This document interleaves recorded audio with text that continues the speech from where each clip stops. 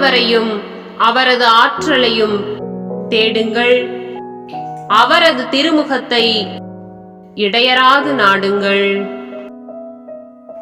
முதல் குறிப்பேடு புத்தகம் 16வது அதிகாரம் 11வது இறை திருவசனம்.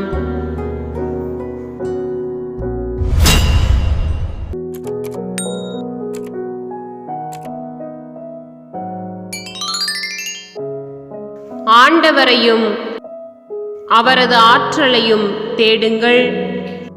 அவரது திருமுகத்தை இடையராது நாடுங்கள். முதல் குறிப்பேடு புத்தகம் 16வது அதிகாரம் 11வது இறை திருவசனம்.